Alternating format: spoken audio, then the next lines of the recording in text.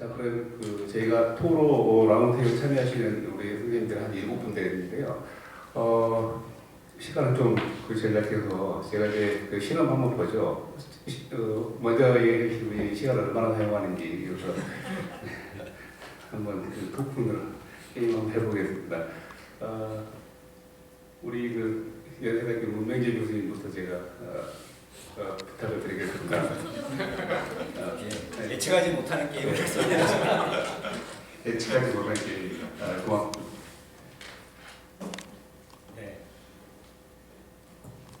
네, 연세대학교 문명재입니다. 최 선생님 발표 잘 듣고요. 그 다음에 배우는 마음으로 주신 자료하고 잘 들었습니다. 사실 제가 여기 토론자로 나온 이유는 아마 문명과 협력해서 문명하니까 네, 제 이름하고 굉장히 비슷한 부분이 있는 것 같습니다. 정말 개인이 이타적이냐 아니면 그 안에 이타적인 행동을 하지만 이기적인 게 있기 때문에 이타적인 행동을 하느냐의 고민, 늘 사람들의 행태와 기존에 가지고 있었던 원래 의도 이런 것들을 고민하려고 하면 항상 그 문제에 봉착을 하는 것 같아요. 그래서 정책을 디자인하는 입장에서도 사람들의 행태를 예측하고 그 다음에 결과를 나름대로 고민해야 되기 때문에 항상 사람의 본질이 무엇인가를 고민할 수밖에 없는 것 같습니다. 특별히 그런 자리라서 다른 시각에서 이 분야에 대해서 오랫동안 고민하신 우리 최 선생님 말씀을 들으니까 여러 가지 생각이 들고요. 또 하나는 이제 실험을 가지고 하는 거라 사실 최근에 한참 경제학에서도 실험을 하다가 그 다음에 실험 경제학이 이제 조금 꼬리를 감추다가 다시 최근에 일부 실험하고 특별히 행정학 분야에서 요즘 실험을 꽤 하거든요. 그래서 예전에는 볼 수 없었던 예를 들면 미국 행정학회보라든지 그다음에 정책 관련된 그런 학회지에서 실험을 가지고 연구한 논문들이 많이 있습니다. 그런 면에서도 방법론적인 측면에서도 나름대로 고민을 저한테 던져주시는 것 같고요. 그다음에 이제 제목과 그다음에 주로 이제 말씀하신 것 중에 이제 제가 한번 생각해 보는 게 개인의 이타성을 있다. 그리고 어떻게 보면 정책의 어떤 공백을 메꿀 수 있는 부분이 개인의 이타성을 잘 이해하고 그 부분을 잘 소위 말하는 발현해낼 수 있으면 정책 실패가 일어날 수 있는 부분을 해결할 수 있는 하나의 단초가 되지 않겠는가라고 생각하는 부분에서 저희들에게 어떻게 하면 개인의 이타성을 실질적으로 정책에 끌어들여서 어떻게 보면 많이 논의되었던 정책 수단에서도 그 부분을 같이 접목시켜서 우리가 고민할 수 있을지 이런 부분이 있는 것 같습니다. 그래서 제가 하나는 정책에 대한 어떤 던지는 말씀을 주시긴 했는데 구체적인 어떤 사례 속에서 이 부분을 고민하신 적이 있는지 한번 말씀을 주시면 좋을 것 같고요. 그 다음에 제가 개인적으로는 상호성, 리시프로시티, 이제 부의 상호성, 정의 상호성에 대한 말씀을 주셨는데 그와 관련해서 최근에 저도 이제 한 2개 실험을 하고 하나는 서베이 베이스된 연구를 하는 중에 관련돼서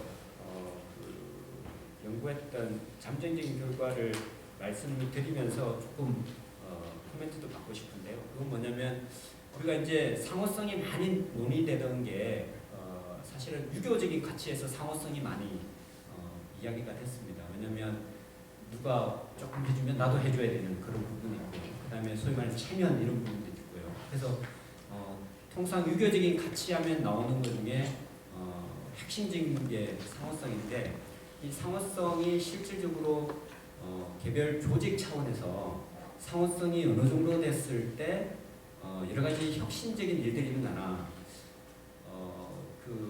막스 웨버가 사실은 자본주의에 관련된 서구를 중심으로 하는 연구도 많이 했지만 동양에 대한 연구도 많이 했거든요. 그 중에 하나 보면 예를 들면 유교하고 그다음에 도가에 대한 연구를 하면서 유교적인 그런 가치가 지배적인 사회에서는 소위 말하는 엔터프레너십 기업가성이 발현될 수 없다. 그래서 서구에서 정직을 했었다. 이제 그런 이야기를 했는데 이제 그와 반대로 정말 그럴까라는 그 의문을 가지면서 보니까 이제 이 서베이 베이스드한 그런 결과를 보니까 리시프러시티 상호성이 쫙 처음에 초반부에 좋아질 때는 소위 말하는 혁신성이라든지 엔터프레너십이 떨어지더라고요. 이게 공공 부문에 대한 이야기입니다. 증가하더라고요. 처음에는 좋게 정의 관계가 있는데 이게 소위 말하는 리버스 U-쉐입이 되더라고요. 그래서 어느 지점을 지나니까 이게 반대가 되는 거예요. 소위 말하는 부정적인 효과가 나타나는데 그와 이제 관련해서 최 선생님의 소위 말하는 정과 부의 상호성 이걸 하면 조직 차원에서 개인이 이제 나름대로 상호적이다라는 게 이게 얼마나 반복적이고 강도가 얼마이고 그다음에 이게 지속하는 기간이 또 얼마이고 이게 굉장히 관련될 것 같은데 우리 최 선생님께서 그런 부분에 대해서도 조금 그 상호성과 관련된 그런 나름대로 코멘트가 있으신지 아니면 그것은 어떻게 한국 사회에서의 어떤 상호성이라는 게 서구적인 사회에서의 상호성과 좀 다른데 그런 부분 어떻게 보시는지 일부 이야기를 좀 듣고 싶습니다. 김문경 코멘트 네, 고맙습니다. 선생님 실험을 하고 계신데 시간을 잘 맞추는지 많으실 것 같더니 또 이런 말씀 많이 하시네요. 우리 문상원 교수님 부탁드리겠습니다. 순서대로 합니다. 예, 짧게 말씀을 저는 이것을 사회 통합의 문제로 좀 살펴볼 여지가 좀 있다 이렇게 생각을 했습니다. 왜 우리 사회가 이렇게 통합이 안 되고 또 여러 면에서 좀 엇박자가 날까를 좀 많이 고민을 했었습니다.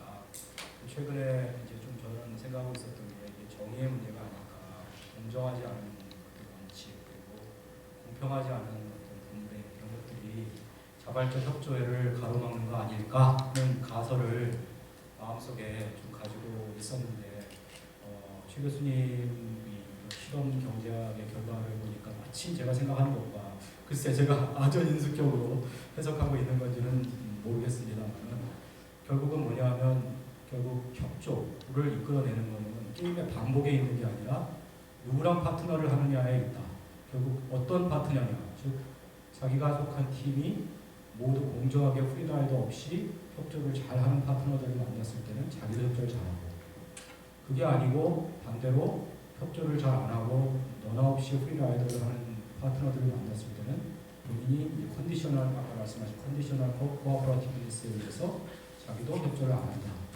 그렇게 이해를 했습니다. 그렇다면 우리 사회가 결국 통합이 안 된다. 그 얘기는 협조를 안 한다는 얘기인데 그럼 왜 협조를 안 할까? 그러면 프리라이더 하는 사람들이 좀 많기 때문에 국민들이 그렇게 느끼고 있기 때문에 자발적 협조를 이끌어내는 데 좀 어려운 거 아닌가.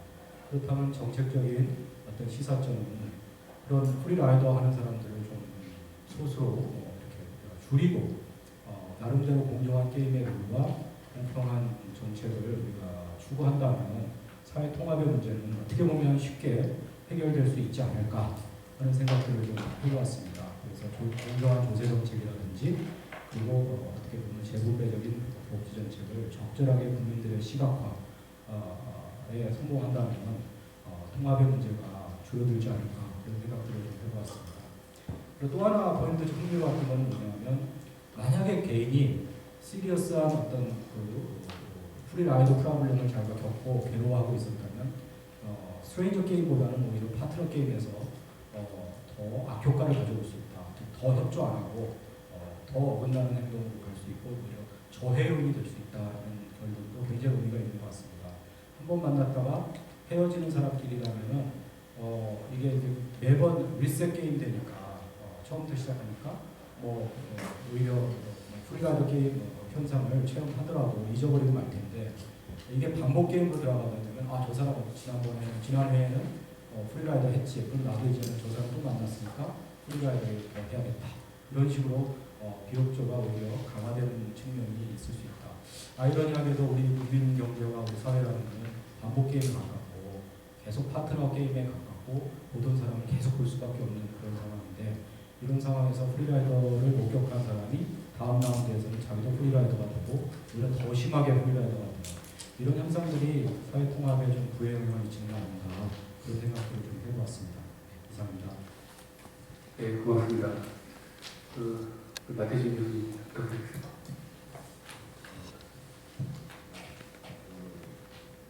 어저께까지 외국에 있다가 돌아왔습니다. 그래서 이거를 어떻게 무슨 토론을 할 수가 있을까 생각을 하고 거의 포기 상태로 갔습니다. 그래서 여러 가지 오늘 이제 말씀을 듣고서 좀 이야기를 해봐야 되겠다는 게 전혀 나아지지 않는 것 같습니다. 그럼에도 불구하고 이 특별 세션이 있는 거는 행정학과 이 최정규 교수님이 하시는 이러한 경제적인 백그라운드 간에 어떤 접점이 있기 때문이 아닐까 그런 생각이 드는데요. 결국에는 공공적인 협력을 이끌어내기 위한 최적의 조건이 어떤 것이 있는가가 최 교수님이 지금 천착을 하고 계신 그런 분야가 아닌가 싶습니다. 근데 그것이 바로 이제 행정학 정책학이 추구하는 아주 궁극의 목표가 될 것 같고요. 그래서 어떻게 하면은 최적의 이러한 협력이 가능한 그야말로 문명의 사회를 달성할 수 있을까? 그 조건이 무엇일까? 그것을 지금 치밀하게 규명을 해주시고 계시다라고 생각이 되고요. 그러나 한편으로는 그러한 이러한 규명, 아주 이 실험을 통해서 컨트롤을 하고 여러 가지 것들을 찾아내는 것이 과연 우리 사회에 어느 정도 적용을 할 수가 있을까 하는 것도 동시에 좀 생각해볼 포인트가 아닌가 싶습니다. 그래서 저 나름대로 이렇게 봤더니 여러 가지 이제 베리에이션이 있을 수 있는 분야가 우리가 흔히 이제 경제학적인 가장 기본적인 가정이 합리적인 개인의 그런 가정을 하고 있는데 이러한 가정이 어느 정도 바뀔 수 있을 것인가. 예를 들어서 개인 단위에서는 전부 다 이제 합리적인 또는 경제적인 보편적인 인간이라고 부르는데요. 저는 미국에 공부를 하면서 놀랬던 것 중에 하나가 기숙사 아파트 밑에 10미닛 파킹이 있습니다. 근데 거기에 차를 대는 사람이 없는 거죠. 10분, 그래서 저는 이제 10분 넘게 됐더니 괜찮았어요. 근데 그걸 여러 번 반복을 하다 보니까 어느 날은 한 번은 이제 캠퍼스 경찰이 와서 딱지를 빼기 시작해요. 네, 그래서 이제 크게 뒤인 거죠.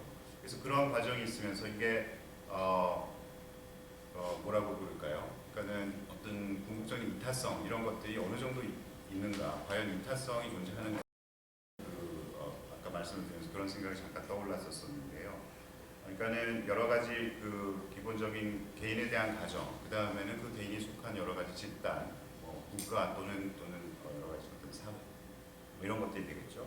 그런 것들이 어떻게 달라질 때 거기에 걸맞는 최적의 조건은 무엇인가 하는 것이 있을 수 있을 것 같아요. 또 다른 하나는 정책적인 영역에서 이것이 어떤 복지 분야에서의 여러 가지 어떤 게임이 가능하다면 이것이 환경이나 다른 분야, 외교 분야나 여러 가지 분야에서는 어떻게 게임이 나타날 것인가 하는 그런 베리에이션을 주고 연구를 하는 것도 굉장히 흥미로울 것 같습니다. 그리고 아까 또 제가 떠올랐던 것은 그러한 여러 가지 최적의 조건을 찾아낼 수 있다면 그 다음에는 이것을 달성하기 위해서는 어떤 것을 해야 될 것인가 하는 것인데요. 지금 제가 말씀드린 것처럼 그냥 이타성에다가 맡겨놓고 10미닛 파킹을 하게 할 것인가 아니면은 이것을 적절한 리인포스먼트 시스템을 갖춘다면은 어느 정도의 페널티를 부여할 것인가 이런 것들이 행정학에서 경제학으로부터 가지고 와서 해야 되는 그런 정책적인 함의가 아닌가 싶습니다.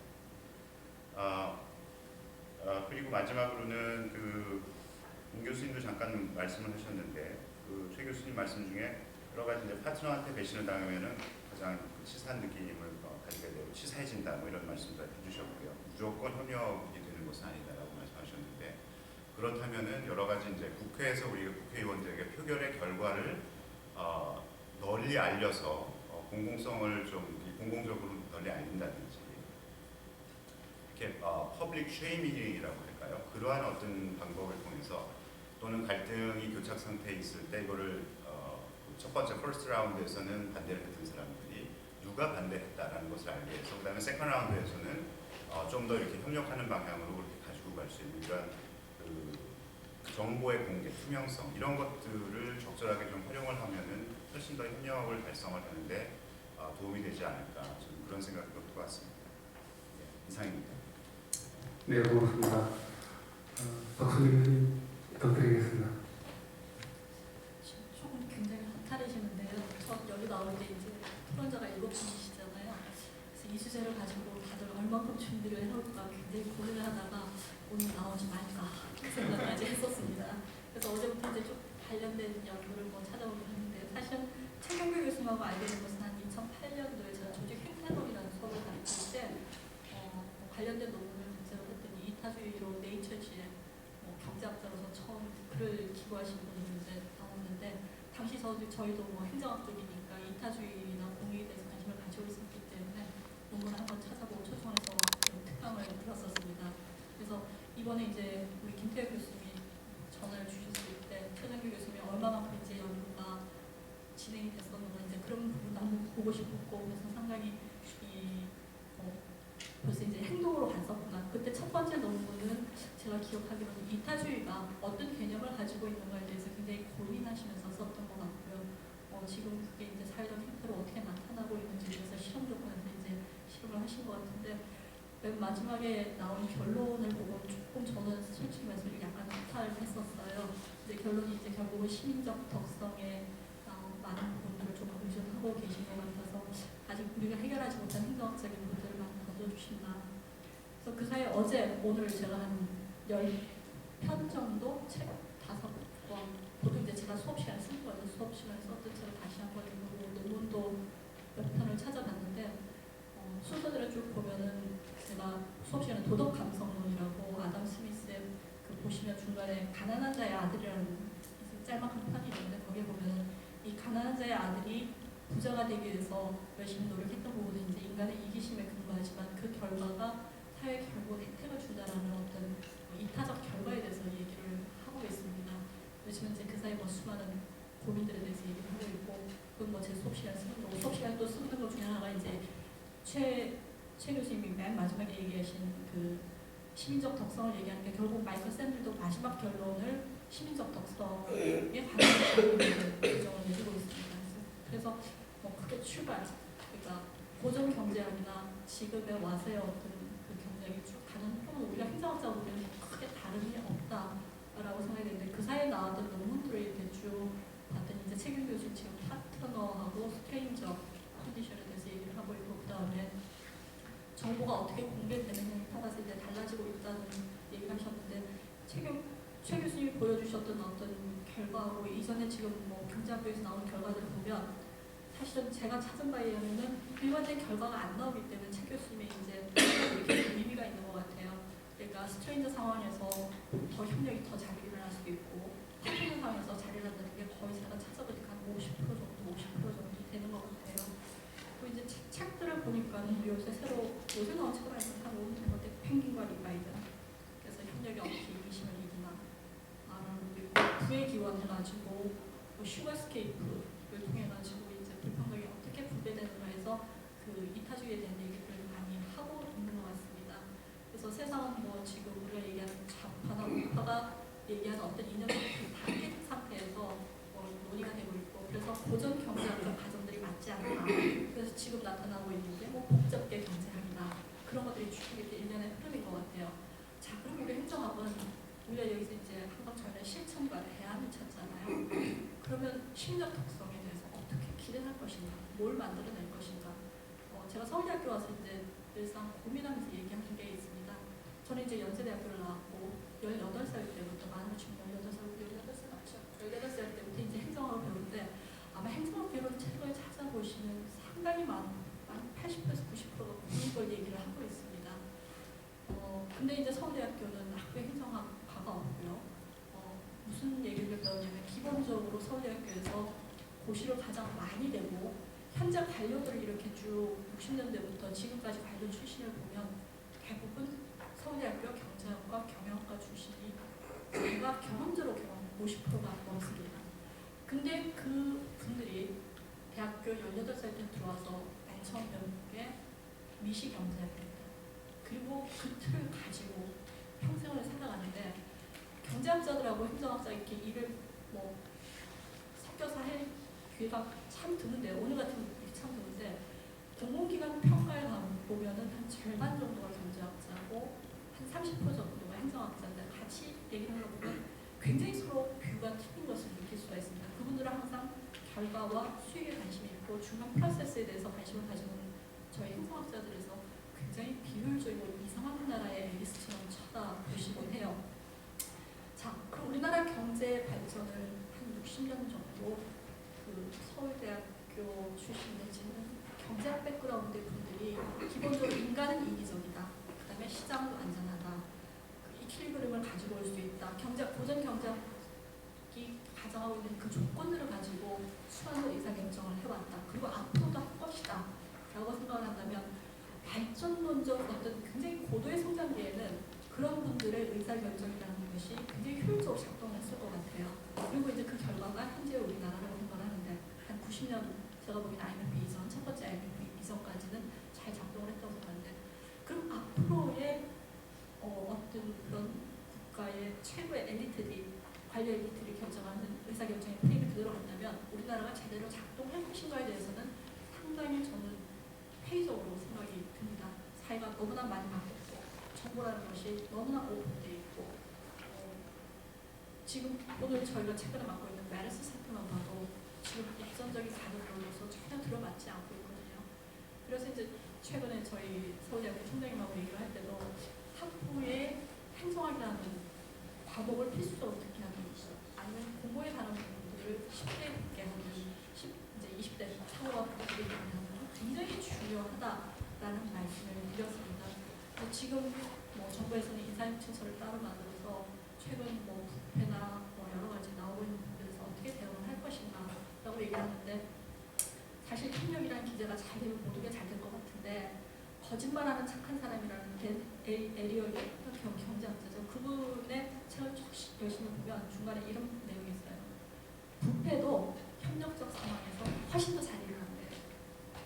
그래서 이 협력만으로 풀리지 않는 부분들이 있는 거예요. 그래서 결국은 우리 최 교수님께서 맨 마지막에 시빌 버추, 그러니까 시민적 덕성, 고세리전이라는 말을 쓰신 것 같은데 그러려면 제가 생각하기에는 고전적 경제학이 주는 이성적인 판단보다는 비이성적, 그러니까 전혀 다른 가정을 이타주의적으로 하는데 훨씬 더 잘 될 수 있다는 그런 믿음을 주는 게 필요하고 사회적인 재교육하고 계속 필요한데 그것을 30대, 40대 하는 것은 굉장히 늦다라고 생각을 하고 10대 후반 아니면 아주 어린 교육 과정에 그걸 넣어야지 그게 가능하지 않을까라는 생각을 해봤습니다. 주선님 말씀 주세요. 네, 고맙습니다. 우리 지금 게임하고 있는 거 아시죠? 김태일 교수님 부탁드리겠습니다. 예, 토론자 맞는데요. 저는 이게 뭐 어떤 수적인 어떤 그 커멘트하는 건 아니고 그냥 나오는 배우 같은 거니까요. 그러니까 좀 약간 비슷한 얘기를 할게요. 일단은 이 논문 자체에 대해서는 뭐 너무 재밌었고요. 사실은 뭐 절반 정도는 이미 다 알려진 아는 거였지만 또 절반 정도 특히 최 교수님이 그 실행한 실험은 되게 재밌었어요. 그래서 이 상황에 따라서 특히 이제 그냥 경제학과 아까 말씀하신 경제학과 학생들 굉장히 그 낮게 나온 건 이미 다 알고 있었는데 근데 최 교수님 실험에서 이제 섞어놓으니까 다른 사람한테 수렴해 간다는 거 보고 저는 상당히 희망적. 근데 궁금한 이런 게 있어요. 뭐냐면은 이게 그래도 경북대학교 이게 경제학과 학생들을 대상으로 해서 그렇지만 이게 경제학과 교수들을 대상으로 했을 때는 또 이제 계속해서 협조한다고 해서 계속 됐으니까 저는 계속해서 낮게 나왔을 것 같아요. 경제학 교수들 근데 이제 무슨 얘기냐면은 사실은 애초에 처음에 발표하실 때 이제 그거 있잖아요. 그 제일 처음에 굉장히 그 유명한 거잖아요. 그 이제 토큰에서 이제 공급이 그때 이제 되게 한 40 내지 60% 사람들이 컨트리뷰션을 한다는 거에 대해서 이제 처음에 그걸 애초에 발표했을 때 그거 두고 굉장히 경제학과 그 경제학 저널을 했을 때 학자들이 에이 설마 뭐 잘못했겠지 뭐 틀렸겠지 해가지고 굉장히 많은 시험이 됐다고 그랬잖아요. 근데 그거를 비경제학과 예컨대 뭐 정치학이나 행정이나 사회학자들한테 일단 얘기해서 아니면 보통 사람들한테 이거 딱 보면 뭐 당연히 그러겠지 나라도 아마 그럴 거야 라고 그랬으니까 이제 이사도 생각 안 하고 당연히 그 입장 받고 내가 해도 나도 한번 반은 기부하고 반은 내가 하지 않을까? 뭐 대충 뭐 자연스럽게 살게. 그 무슨 얘기냐면은 이게 경제학자를 실렸으니까 다들 에이 설마 잘못됐겠지 하고 막 했을 것 같아요. 이게 다른 사람들 내 무슨 얘기냐면은 사실은 약간의 뭐 농담 같은 거긴 한데 저는 사실은 학부 경제학과 나왔어요. 경제학과 나왔다가 이제 뭐 여러 가지로 이제 실업생 행사를 했는데 저 같은 경우는 이제 약간 아웃라이고 또 최우수는 사실 경제에서 주류 경제는 아니거든요. 약간 아웃라이어인데 그러니까 제 얘기는 그 나쁜 의미 아닌데 오늘 저녁에 제 경제가 동생 모임이 있어서 거기는 이제 시카고에서 공부한 친구들이랑 같이 이제 또 모임이 있는데 그쪽에서 이제 얘기를 하는데 그래 뭐냐면은 근데 결론은 이런 거야. 그러니까 다들 우리 같이 이제 나랑 명명이 도대체 쟤네들 왜 저럴까 하다가 결론이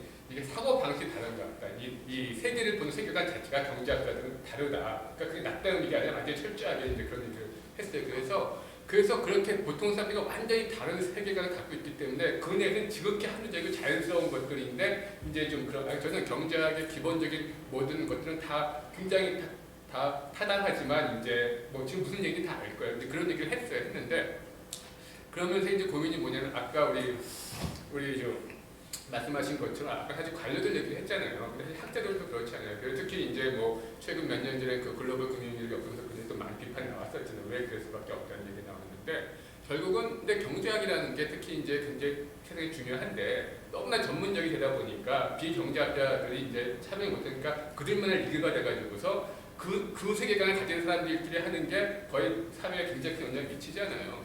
그런데 그래서 제 부서가 없네요. 근데 그러면서 이제 작년에 피케티 책이 유명해서 저도 그걸 좀 봤는데 거기에 여러 가지 좋은 얘기가 많이 나오는데 제일 뒤에 보면 피케티가 마지막에 이제 쓰면서 그런 얘기를 해요. 경제학이라는 건 그러니까 어떤 경제 이런 건 너무나 중요해서 경제학자들한테 맡겨둘 수 없다 하면서 이제 뭐 인접한 사회와 정치하고 진짜 많은 사람들이 같이 이 경제 문제를 같이 고민하고 같이 연구를 해야 된다는 얘기를 하거든요. 근데 저는 정말 그건 맞는 것 같아요. 최 교수님 하시는 것도 사실은 꼭 그게 뭐 경제학자라는 게 그냥 경제학자가 아니라 어떤 그런 정말 합리적인 인간의 가정하에서 보는 그런 세계관의 어떤 경제적 접근 외에 뭐 지금 하시는 이런 것들 혹은 우리가 하는 행정학 뭐 다양한 분야의 사람들이 같이 경제나 어떤 재정 정치 문제를 같이 고민해야만 올바르게 될 수 있다는 그런 생각했습니다. 이상입니다. 네, 고맙습니다. 이창기 교수님 부탁드립니다. 네. 저도 여보세요? 안 나오는 거 지금 마이크 안 나오는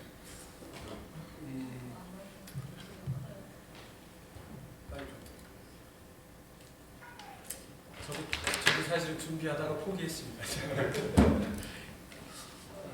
그래서 몇 가지 뭐 질문만 하고 너무 재미있게 들었고요. 그다음에 또 한번 돌아가서 좀 곰곰이 생각해볼 문제들도 많이 있는 것 같기도 하고, 그다음에 이미 또 알았던 내용들이 많이 있는 것 같기도 하고 뭐 여러 가지 생각이 겹칩니다. 다만 이제 그런 말을 들었어요. 제가 이거하고 뭐 관련이 있는지 모르겠는데 항상 영어로 이런 말이 있다고 그래요. You always hurt the one you love. 이게 당신이 좋아하고 사랑하는 사람을 다치게 할 경우가 의외로 많다는 얘기입니다. 아는 사람 힘들게 하는 거죠, 사실은.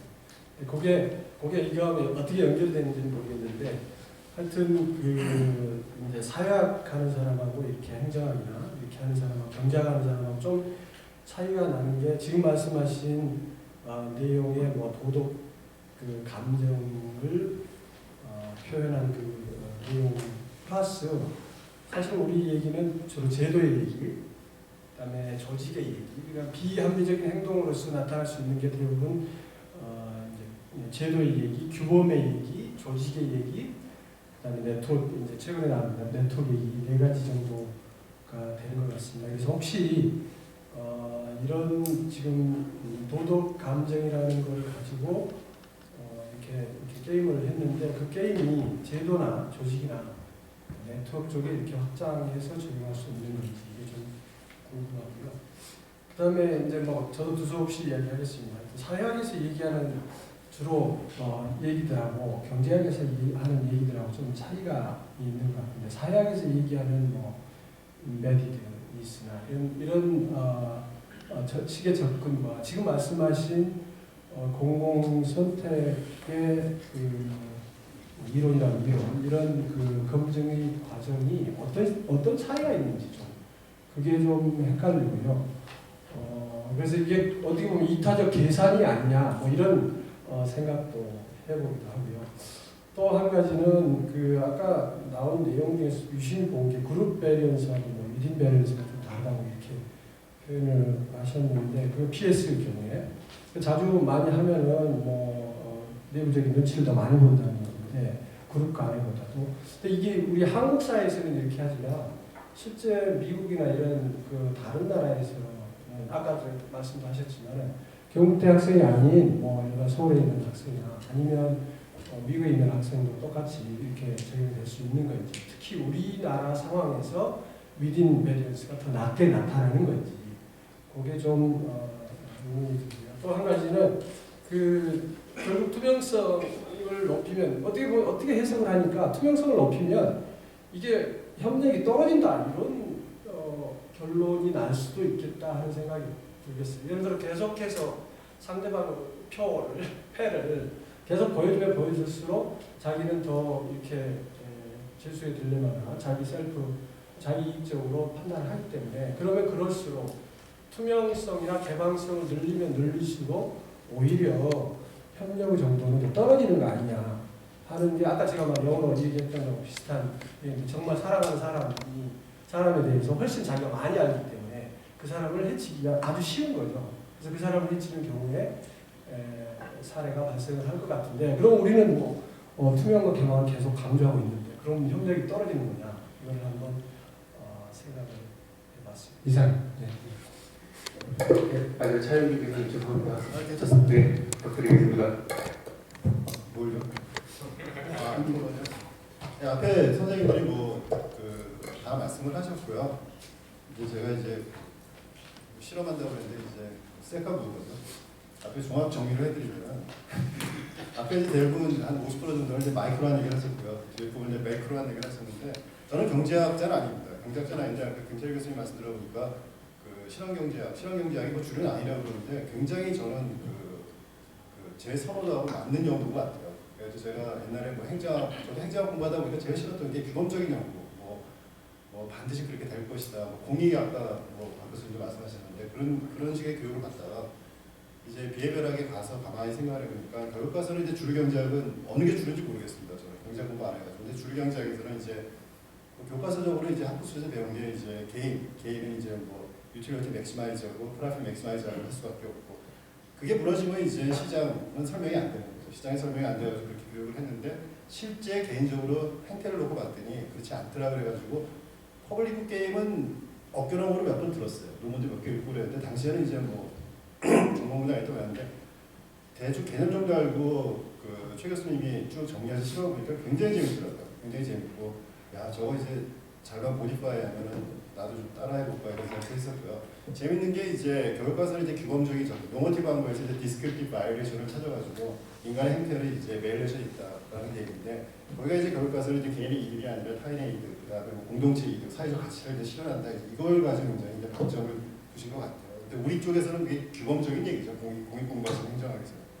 근데 실험을 보니까 두 단계인데 재밌었던 게, 공공직 게임 옛날하고는 굉장히 달라졌고요. 굉장히 비해변하게 하셨더라고요. 그러니까 시퀀서하게 하시고, 그 다음에 앞에 동시에 사이먼테니어스하게 시퀀서하게 하고, 그래가지고 했을 경우에 보니까 타인에 대한 기대에 따라서 달라지고, 또 재밌던 게 한 번 뒷놈은 절대 협력 안 하고, 이런 식의 여러 가지 바이올레이션을 많이 설명을 하셨는데, 거기에서 제가 실험을 한다면 저는 이제 학생 샘플, 그러니까 물론 연구비가 돈이 많이 들어가기 때문에 학생 샘플을 하셨는데, 우리가 보통 생각할 때 이제 사람들이 고유에 갖고 있는 어떤 특성들, 디모그래픽한 것도 무시를 못하거든요. 소득 수준에 따라서도 협력 조건부 협력이 달라질 수도 있고, 성별에 따라서는 상당히 달라질 것 같아요. 남성이 날지 여성일지 모르겠고요. 그다음에 사회적 조건, 문화적 차이, 이런 걸 가지고 밸류에이션을 볼 수 있는 건 재밌을 것 같아요. 그 다음에는 두 번째, 행정학 하신 분들이 나를 포함해서 앞에 얘기했을 때 거시적인 얘기를 많이 하셨어요. 어려운 얘기, 국가 얘기, 공인 얘기, 우리는 우리는 당연히 듣는 얘기인데, 경제학자들은 되게 거북스러운 얘기죠. 근데 이걸 보면서 또 생각한 게, 우리가 맨날 저도 학부 수준에서 강의할 때 보면은 시장 비판하고요, 경제 비판하고, 시장 실패 얘기하고, 정부가 개입해가지고 이제 정부가 모든 문제를 해결할 수 있다, 할 것이다, 이게 기본적으로 접근을 하는데, 사실은 요즘 나오는 얘기가 이제 사회적 경제도 개념 수준으로 이해합니다. 사회적 경제가 많이 나오죠. 그래가지고 사회적 기업 얘기 나오고, 공동체 가치 실현을 했다, 이런 얘기 많이 하는데, 거기까지는 다 우리는 규범적으로 얘기했어요. 규범적으로 얘기했는데, 제가 이제 최 교수님이 발표하신 거 가지고 결론을 굉장히 높이 평가하는 게, 앞에는 실험을 연구하셨고 사실은 마이크로 하셨는데, 결론적으로 보면은 완벽한 계약 사회에서는 사실은 다 필요 없다 이죠. 계약이 완벽하면은 사실은 이러한 바이올레이션은 다 필요 없다는 얘기고, 근데 대부분 실상 리얼리스틱한, 우리가 현실에서는 이제 불안전한 상황이고, 모든 게 다 거기서는 가격과 제도 자체는 이제 교육과서는 경제학에서 얘기하는 도덕 감성과 시민의 덕성을 대체를 못한다. 그게 문제가 된다는 얘기가 굉장히 함이 불이증을 주셨고요.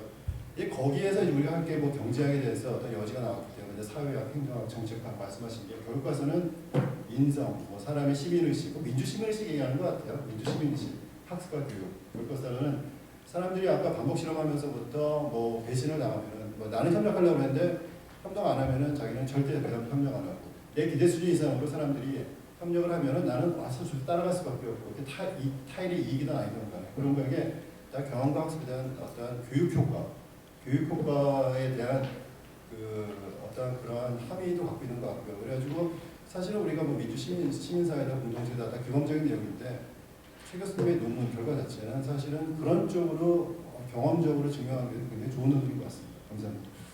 네, 자료도 고맙습니다. 저희에게 좋은 시간이 지금 다 소진됐습니다. 아마 다음번에 이쪽부터 하면 마찬가지일 것 같은데 그럼에도 불구하고 이제 플로어에서 그래서 질문 딱 한 번 받겠습니다. 네, 고맙습니다. 아무도 안 계셔서 제가 뭐 질문이 될 수 있을지 모르겠습니다. 제가 쭉 봤는데 그 개인의 어떤 이타성, 사회적 선호를 고려하는 부분을 경제학적인 실험을 통해 가지고 규명하려는 시도였던 것 같은데 사실 이 부분이 이렇게 규명하신 대로 어떤 사람이 이타적으로 행동한다라는 부분이 만약 지금 어쨌든 실험을 통해서 나왔다 그러면은 그 미시경제학적 어떤 이론적인 부분에 있어서 어떤 사회적 효용함수라든지 사회적 선호를 구성하는 데 있어서 이런 개인의 이타성을 어떻게 접목시킬 수 있는 건지 실증적인 어떤 연구를 해주셨는데 그 결과에서 나온 결과를 어떤 이론적인 부분을 어떻게 발전시킬 수 있는 건지에 대한 좀 궁금증이 있고요. 그 다음에 이 개인의 행동이라는 부분을 경제학적으로 불완전하게 이제 설명을 하셨는데 그럼 오히려 다른 이제 학문의 도움을 좀 얻어서 진화론적으로서 어떤 경제학을 공부한 사람들이 왜 틀리게 행동할 수밖에 없는가, 왜 틀리게 의사결정을 내릴까 하는 부분에 대한 것도 한번 좀 같이 예를 들어서 학습이나 어떤 본인의 경험에서 오는 지식과 경험에서 오는 이게 축적되면서 또 틀리게 나타나는 어떤 변화, 변동 그런 부분도 좀 물론 실험이 조금 더 복잡해지겠지만 그런 부분도 한번 고려해볼 가능성은 없는 건지 그런 생각 좀 해봤습니다. 네, 고맙습니다. 뭐 질문이 굉장히 많고 뭐 복잡하고 또 사적으로 받아가는 다르게 하는 그런 부분도 있고요. 우리 최 교수님께서 시간은 이미 다 소진됐습니다. 적절히 알아서 통합적으로 멘트를 좀 부탁드리겠습니다. 네, 선생님들 좀 감사드리고요. 사실 김태일 선생님도 말씀하셨지만 제가 경제학을 대표해서 나온 사람은 아니고 또 경제학을 대표하지 않기 때문에 또 저를 불러주신 것 같기도 하고요. 네, 선생님들 말씀에 머리가 좀 터질 것 같긴 한데 그래도 이제 몇 개, 그러니까 답변은 아니고요. 제가 드는 생각. 저는 첫 번째 사실 이게 어떻게 보면 도덕 감정이라는 건데 첫 번째 요새 고민하고 있는 건 뭐냐면 내가 지금 공유하고 있는 이런 도덕 감정이라는 게 되게 전근대적인 감정일까 근대에 어울리는 감정일까 이런 게 되게 그게 사실 아까 이제 베버 얘기를 하면서도 이게 얼마만큼이나 제가 이제 시민적 덕성이라고는 얘기를 했지만 그게 되게 근대에 어울리는 걸 수도 있고 어떻게 보면 되게 전근대적인 어떤 걸 수도 있고 또 그런 걸 좀 규명하는 게 저는 굉장히 저한테는 되게 궁금한 점이고 시급한 점이고 그게 사실 아까 선생님 말씀하신 그 인베디드니스에 대한 사회경제에 대한 얘기하고도 되게 접목이 되는 저 사실 거기에 대한 답을 갖고 있지는 않습니다. 근데 사실 제가 생각을 할 때 제 눈에는 그냥 막 질러서 얘기를 하자면 선생님들이 이제 경제학자들이 시장을 되게 중시하고 그래서 말이 안 통하면 제가 보기에는 세상을 시장 위주로 보나 제도 위주로 보나 행정 경제학자들이나 행정학자들이나 똑같은 것 같다는 생각을 하고 있거든요. 그러니까 서로들은 굉장히 다른 것 같지만 어떻게 보면 굉장히 큰 틀에서는 굉장히 같은 얘기를 하고 있는 분들이 아닐까. 그렇다면 거기에 대해서 사실 저는 만일 이 부분에 대해서 이게 사실 제도적인 세팅으로 아주 큰 틀에서 얘기를 하게 되면 어떤 얘기를 할 수 있을까? 저는 사실 책임지는 거 되게 싫어해서 그런 거 잘 못하는데요. 오히려 반대되는 얘기에 대한 얘기는 굉장히 많은 것 같아요. 무슨 얘기냐면 제도를 짤 때 사람들이 사실 뭐 제도를 짤 때 사람들이 얼마나 자기 자신을 챙기는가를 아는 거 굉장히 중요한 건데 대부분의 경우에는 사실상 사람들이 자기 자신을 챙길 거라고 생각하고 제도를 짜죠. 근데 저는 그러면 사람들을 진짜 사람들이 도둑놈이라고 생각하고 제도를 짜면 사람들은 도둑놈이 될 거다라는 게 사실 그게 이제 그 제도적인 구축 효과라는 건데 그런 거랑 되게 어울릴 것 같다는 생각은 듭니다. 제 경우. 그렇다면 이제 어떻게 할 때 그렇지 않고 제도적으로 세팅을 할 때 좀 파지티브한 측면에서 기여할 거는 없나?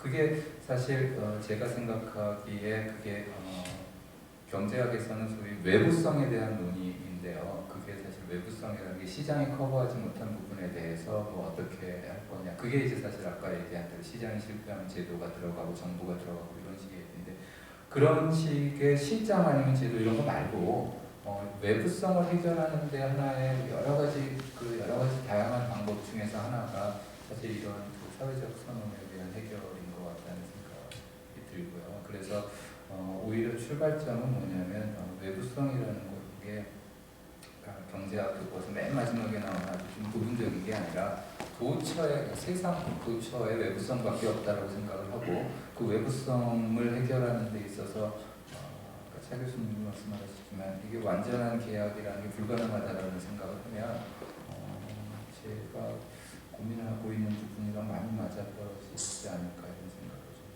하고 있습니다. 네, 고맙습니다. 아까 박수희 교수님께서 펭귄과 리바이어든 여차에 뱅클러라고 하는 하버드 교수가 자기는 쓴 책입니다. 이런 질문하죠. 사람이 원래 이기적인데 가끔 이타적인지 아니면 원래 이타적인데 가끔 이기적인지 그분이 사례 연구를 했더니 실제로 본인이 조사한 바에 의하면 원래 이타적인데 가끔 이기적인 경우가 훨씬 더 많았다라고 히트친 책입니다.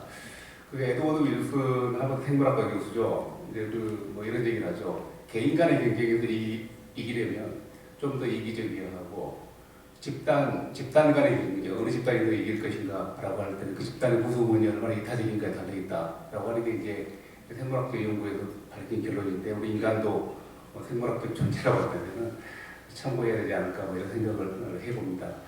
장시간 동안 우리 최정규 교수님 고맙습니다. 우리 여러 토론자들 선생님도 고맙고요. 이 시간 동안 끝까지 잘 함께 해주신 우리 플로에 계신 선생님들 너무 고맙습니다. 자, 수고하셨습니다.